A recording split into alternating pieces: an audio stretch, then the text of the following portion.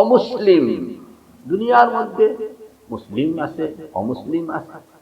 আল্লাহর বান্দা, একজন অমুসলিমের সঙ্গে আমার মুসলমান হিসেবে আমার আচরণ সম্পর্কটা কিরকম? মেরে ভাই ও দোস্ত বুজুর্গ, একজন অমুসলিমের সাথে আপনার আচরণের মৌলিক দুইটা কথা কিতাবের মধ্যে আল্লাহু আকবার, আল্লাহর হাবিব মানুষের মন কিভাবে জয় করেছিলেন আখলাকের মাধ্যমে। দাওয়াত কারোর উপরে চাপিয়ে দেননি, যুদ্ধের দ্বারাও ইসলামের এই বিস্তৃতি ঘটেনি। ইসলামের বিস্তৃতি ঘটেছে আখলাকের দ্বারা। ইসলামের দাওয়াত সারা দুনিয়ায় প্রচারিত হয়েছে মানবতা বোধের দ্বারা। সারা পৃথিবী মানবতা বোধ কাকে বলে, ইনসানিয়ত কাকে বলে, মনুষ্যত্ব কাকে বলে, পরকল্যাণকামিতা কাকে বলে, দয়া মায়া কাকে বলে, পৃথিবী সেটা জানতো না। এর চিত্র তুলে ধরেছিলেন যিনি, তিনি হইলেন সরওয়ারে কায়নাত, ফখরে মওজুদাত, সৈয়দুল আউয়ালিন ওয়াল আখিরিন, নবী আখিরুজ জামান হযরত মুহাম্মদুর রাসূলুল্লাহ সাল্লাল্লাহু আলাইহি ওয়াসাল্লাম। আল্লাহর হাবিব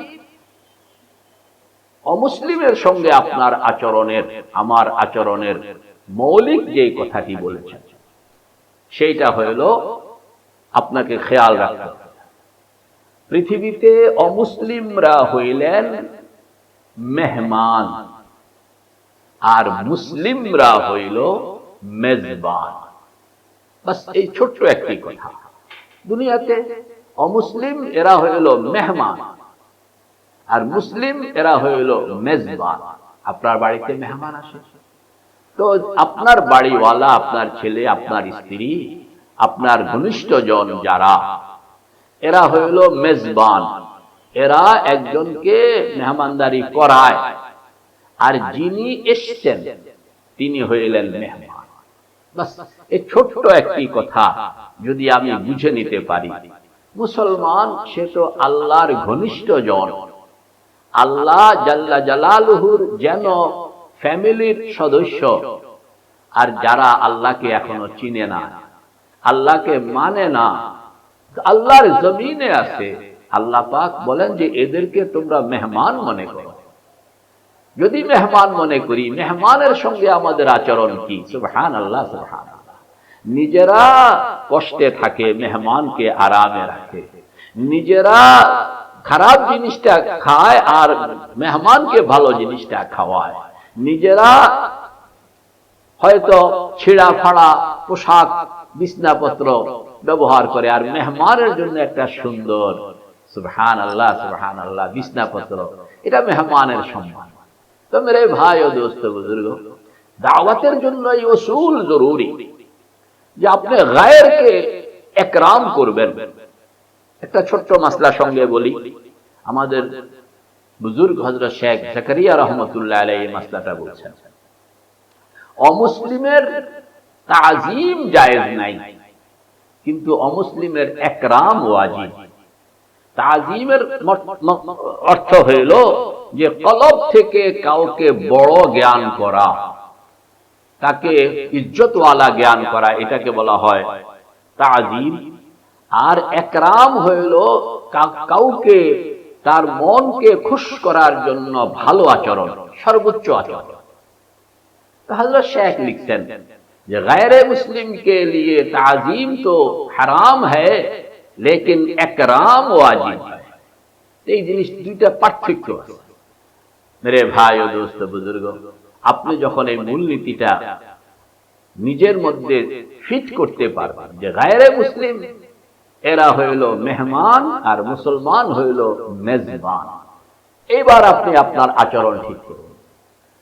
পাশাপাশি খেয়াল রাখতে হবে যারা আমাদের সমাজে মুসলমান নামাজ পড়ে না, আমরা আপনারা আলহামদুলিল্লাহ নামাজ পড়ি, এখানেও ঠিক একই নীতি যে নামাজি সে হইল মেজবান আর যে বেনামাজি সে হইল মেহমান। বাস এই উসুলের উপরে আপনি বেনামাজির সঙ্গে কথা বলুন, দেখবেন এই বেনামাজি থাকবে না, সে নামাজি হয়ে যাবে।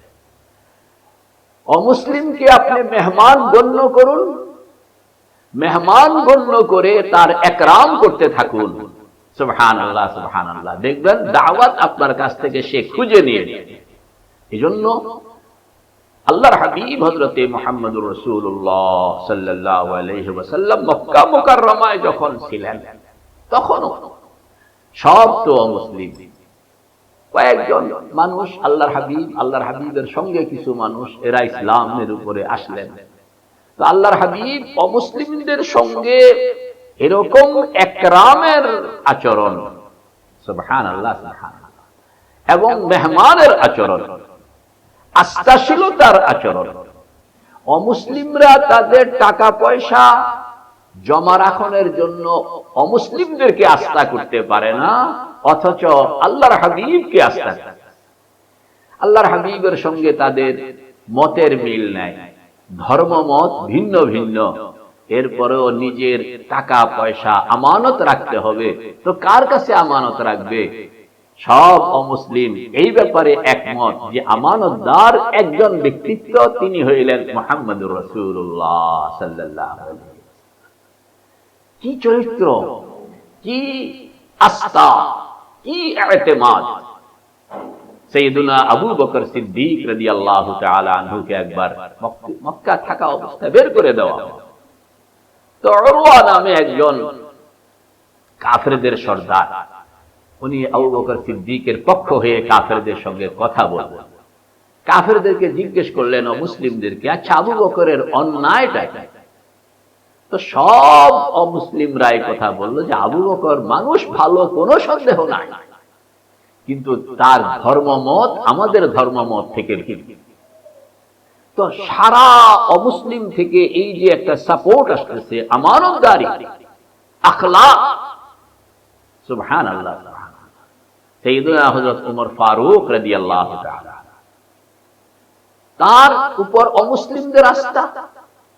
যে একটা বিষয় নিয়ে মুনাফিক এবং ইহুদির মধ্যে ঝগড়া হচ্ছে, তো মুনাফিক লোকটা এই ঝগড়াটার বিচার করার জন্য ইহুদি সরদারের কাছে যেতে চায়, অথচ ইহুদি বলতেছে যে না, এই ঝগড়াটার বিচার আমি মুসলমানদের নেতা ওমর ফারুক থেকে নিতে চাই।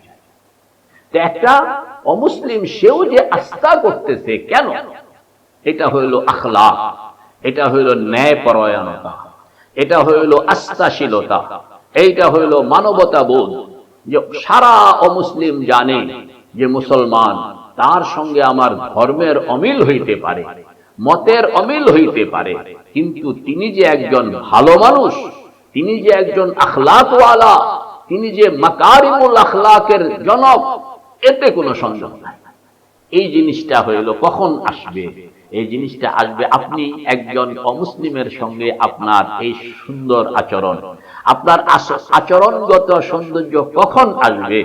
যখন আপনি মনে মনে আপনার দিমাগের মধ্যে এই কথাটা হাজির রাখবেন যে দুনিয়াতে আমি মুসলমান, আল্লাহর সঙ্গে আমার সম্পর্ক, তো আমি মেজবান, আর যারা এখনো আল্লাহ পাকের সঙ্গে সম্পর্কিত হননি, ইনারা হইলেন মেহমান, এই মেহমানদের সঙ্গে আমার মেহমানি আচরণ। তো মেরে ভাই ও দোস্ত বুজুর্গ, একটা উসুল, আরেকটা উসুল কোরআন বলতেছে, ওয়াকুলু লিন্নাসি হুসনা। সুবহানাল্লাহ সুবহানাল্লাহ। লিন্নাস শব্দটা বলা হয়েছে, লিল মুমিনিন শব্দটা বলা হয়েছে, যে মানুষের সঙ্গে তোমার কথাগুলো হবে অত্যন্ত দরদের কথা, দিলদারির কথা, আন্তরিকতার কথা, মুহাব্বতের কথা। সুবহানাল্লাহ সুবহানাল্লাহ। আল্লাহ জাল্লা জালালুহু কোরআনে কারীমের মধ্যে আনছেন যে ফিরাউনের কাছে দাওয়াত নিয়ে যাওয়ার জন্য আদেশ করা হচ্ছে হযরত মূসা আলা নবিয়িনা ওয়া আলাইহিস সালাতু ওয়াস সালাম এবং হযরত হারুন আলাইহিস সালাতু ওয়াস সালাম। এবং যখন তাদেরকে আল্লাহ পাক ফিরাউনের কাছে পাঠাচ্ছিলেন, তখন সেখানের মধ্যে আল্লাহ পাক একটি কথা বলে দিয়েছেন, ওয়াকুলা লাহু কাওলান লায়্যিনান। হে মূসা, হে হারুন, তোমাদেরকে আমি একটা বড় শত্রুর কাছে আমি পাঠাচ্ছি, দাওয়াত নিয়ে পাঠাচ্ছি, কালেমার দাওয়াত নিয়ে পাঠাচ্ছি, সেখানে তোমরা যাও এবং তার সঙ্গে নরম কথা বলো। ওয়াকুলা লাহু কাওলান লাইয়িনা। বুঝা গেল যে অমুসলিমের সঙ্গে আমার কথা হবে, এটা হবে দরদের কথা। অমুসলিমের সঙ্গে আমার যত কথা আচরণ হবে, এটা হবে মুহাব্বতের আচরণ, যাতে করে ওই অমুসলিমের মনের মধ্যে আল্লাহু আকবার, এটাই ইসলামকে অতি দূর পর্যন্ত পৌঁছে দিয়েছে। আপনি খেয়াল করুন, এই যে মালয়েশিয়া, ইন্দোনেশিয়া, এই পূর্বাঞ্চলীয় দেশগুলোতে বদরের যুদ্ধ হয়নি, উহুদের যুদ্ধ হয়নি, খন্দকের যুদ্ধ হয়নি, কোনো যুদ্ধ হয়নি। 2-3 দোকানদার, ইনারা শুধু ইসলামের পেগাম নিয়ে ওই পূর্বাঞ্চলে গেলেন, আর সঙ্গে নিয়ে গিয়েছিলেন ইসলামের মানবতাবোধ।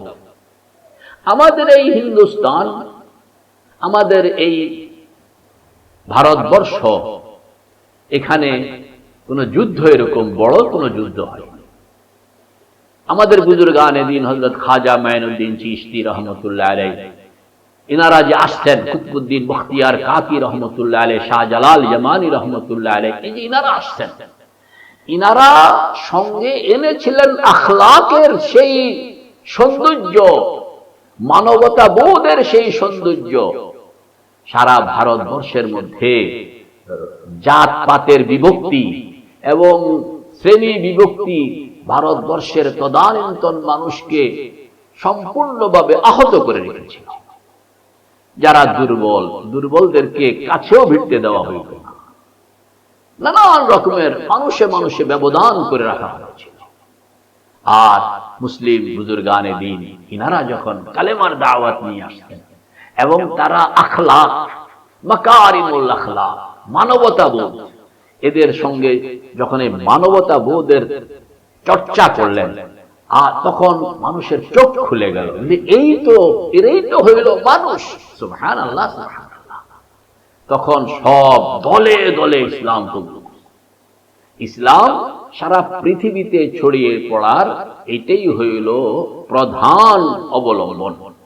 আজকাল সেই জিনিসগুলো থেমে গেছে, কারণ হইল আমাদের মধ্যে অমুসলিমের সঙ্গে আচরণগত আমাদের যে সৌন্দর্য আল্লাহর হাবিব আমাদেরকে শিখিয়ে দিয়েছিলেন।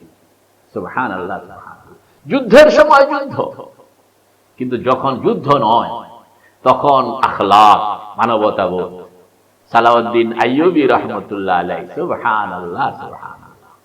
সে খ্রিস্টান অধিনায়কের সঙ্গে যুদ্ধ চালিয়ে যাচ্ছেন সপ্তাহের পর সপ্তাহ, মাসের পর মাস। একবার রিচার্ড, যে খ্রিস্টান সেনা দলের প্রধান ছিলেন, জেরুজালেমের তরে মুসলিম আর খ্রিস্টান সেনা জেগেছে পরস্পর। সুবহানাল্লাহ, সুবহানাল্লাহ। একদিন দেখা গেল যে খ্রিস্টান সৈন্য শিবিরে সাদা পতাকা, সাদা পতাকা হইল যে আজকে যুদ্ধ হবে না, কোন কারণে এটা যুদ্ধ, এটা সাময়িক স্থগিত হওয়ার নমুনা সাদা পতাকা। সালাউদ্দিন আইয়ুবী খবর নিলেন, কেন যুদ্ধ হবে না? খবর নিয়ে জানলেন রিচার্ড, যিনি তাদের সমরনায়ক, সর্বাধিনায়ক, তিনি অসুস্থ। পরের দিনও এরকম সাদা পতাকা, পরের দিনও এরকম সাদা পতাকা। সালাউদ্দিন আইয়ুবী ছিলেন মুসলিম সৈন্যদের সেনাপতি, সিপাহ সালার, এবং পাশাপাশি তিনি ছিলেন একজন বড় চিকিৎসক। মেরে ভাই ও দোস্ত বুজুর্গ, এই চিকিৎসা বিজ্ঞান মুসলমানদের সম্পদ ছিল, এবং শুরু থেকে এই চিকিৎসা বিজ্ঞানকে মুসলমানরাই তার শৈশব কৈশোর অতিক্রম করিয়ে দিয়েছে। দুর্ভাগ্য, পরবর্তীকালে আমরা এটাকে ধরে রাখতে পারিনি। সালাউদ্দিন আইয়ুবী রহমতুল্লাহ আলাইহির যুগে তিনি ছিলেন অনেক বড় চিকিৎসক। ইউরোপ তখন চিকিৎসা বিজ্ঞান সম্পর্কে জানে না। সালাউদ্দিন আইয়ুবী রহমতুল্লাহ আলাইহি তখন চিন্তা করলেন, আমি যদি আমার এই পোশাকে যাই তাইলে তারা আমাকে প্রবেশ করতে দিবে না। সালাউদ্দিন আইয়ুবী তার যুদ্ধের সুরতটাকে ঢেকে ফেললেন ডাক্তারের পোশাক, চেনা যায় না যে ইনি কি সালাউদ্দিন আইয়ুবী। শত্রু শিবিরে প্রবেশ করলেন, জিজ্ঞেস করলেন যে তোমাদের এখানে এরকম সর্বাধিনায়ক রিচার্ড অসুস্থ? বলে হ্যাঁ। বলে আমি একজন ডাক্তার, স্থানীয় মানুষের চিকিৎসা। ঠিক আছে, আসো আমাদের একটু দেখো। আমাদের লিডার, আমাদের সর্বাধিনায়ক সিপাহ সালার, ওনার কি রোগ? খুদ সালাউদ্দিন আইয়ুবী নিজে প্রবেশ করলেন। তখনকার সময়ে তো আজকালকার মতন চিকিৎসা, ট্যাবলেট, ইনজেকশন এগুলো ছিল না। তখন নানান জিনিসপত্র জোগাড় করতে হইতো, এগুলো কোনোটা সিদ্ধ করতে হইতো, কোনোটা বাটতে হইতো। তো এইগুলো সালাউদ্দিন আইয়ুবী প্রথম তাকে দেখলেন এবং ঔষধগুলো চিহ্নিত করলেন, নিজে ঔষধ জোগাড় করে আনলেন, এগুলোকে সিদ্ধ করলেন, পাটায় এগুলোকে পিষলেন, ট্যাবলেটের মতন বানাইলেন এবং নিজে ডাক্তার, নিজেই নার্স, নিজেই আয়া, নিজেই খেদমত করছেন। 3 দিন পর্যন্ত রিচার্ডের খেদমত করছেন। ততক্ষণে রিচার্ড সুস্থ। রিচার্ড বললেন যে তোমার মতন একজন প্রাজ্ঞ বিজ্ঞ ডাক্তার, শুকর আদায় করি, তবে আমি তোমাকে এই দেশে রাখবো না, আমি তোমাকে আমার দেশে নিয়ে যেতে চাই। সুবহানাল্লাহ, সুবহানাল্লাহ। তুমি তোমার পরিচয় দাও, তোমার কি নাম, কোথায় থাকো? হযরত সালাউদ্দিন আইয়ুবী রহমতুল্লাহ আলাইহি তখন সুবহানাল্লাহ, সুবহানাল্লাহ বলে, আমার পরিচয় দিলে আপনি আবার ভয় পেয়ে যাবেন কিংবা অন্য কোনো পরিস্থিতি ঘটে যায় কিনা? বলে না, কেন? তুমি তোমার পরিচয় দাও। সালাউদ্দিন আইয়ুবী রহমতুল্লাহ আলাইহি তখন তার চিকিৎসকের লেবাস সরিয়ে ফেললেন, আর তখন বেরিয়ে আসলো, এই তো হইল ওই সমর অধিনায়ক যার সঙ্গে আজকে কয়েক মাস যুদ্ধ করতেছেন। খ্রিস্টান সর্বাধিনায়ক সেদিন বলেছিল যে এরকম মুসলমানের সঙ্গে যুদ্ধ কোনোদিন সফল হবে না। যুদ্ধ সেখানে শেষ হয়ে যায়। মানবতার প্রদর্শন, ইনসানিয়তের প্রদর্শন, কল্যাণকামিতার প্রদর্শন। একজন নিজেকে মেজবান বানাইয়া মেহমান হিসাবে যখন অমুসলিমের খেদমত করা হয়, তখন এইভাবে অস্ত্র পেছনে সরে যায়, আখলাক সামনে চলে আসে।